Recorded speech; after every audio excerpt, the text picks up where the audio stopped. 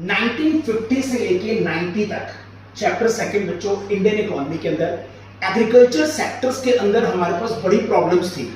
मतलब British rule के time पे इंडिया के अंदर लो प्रोडक्टिविटी थी, डिस्गाइज अनएम्प्लॉयमेंट था, जरूरत से ज्यादा पॉपुलेशन एग्रीकल्चर सेक्टर में वर्क कर रही थी।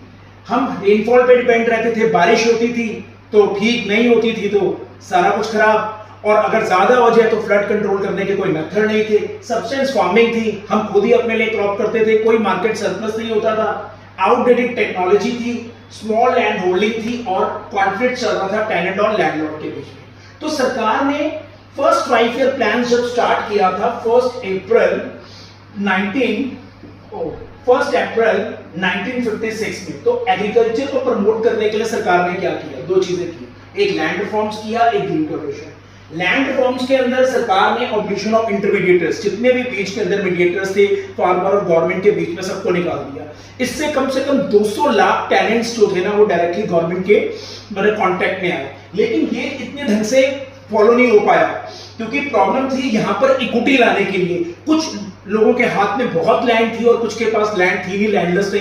तो सरकार ने एक लैंड सीरीज की एक मैक्सिमम लिमिट फिक्स कर दी कि जिसके पास भी मैक्सिमम लिमिट से ऊपर लैंड है, सरकार उसको लेके लैंडलेस लोगों को प्रोवाइड करना शुरू कर दिया। सेकंड, सरकार ने एग्रीकल्चर को प्रमोट करने के लिए ग्रीन रेवोल्यूशन किया।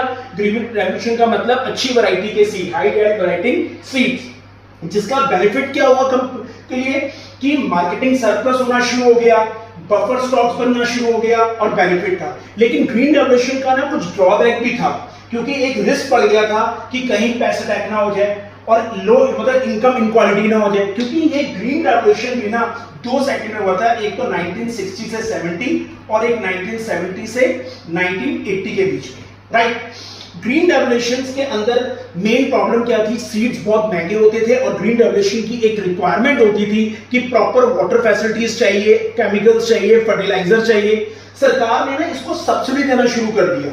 कुछ इकोनॉमिस्ट तो कहते थे कि इंडिया एग्रीकल्चर कंट्री है तो सब्सिडी देनी चाहिए, लेकिन कुछ अगेंस्ट थे कि इंडिया वैसे भी डेवलपिंग कंट्री है, डेवलपिंग कंट्री में डेवलपमेंट एक्सपेंडिचर बहुत ज्यादा होते हैं, तो इसीलिए सरकार को सब्सिडी नहीं देनी चाहिए, इससे एक फिस्कल डेफिसिट बढ़ता है। तो ओवरऑल हमारा क्या था कि जो हमारी एग्रीकल्चर सेक्टर्स को अंदर प्रॉब्लम्स थी उसको इंप्रूव करने के लिए एग्रीकल्चर सेक्टर में सरकार ने 2 काम किए, एक land reforms and green revolution, right.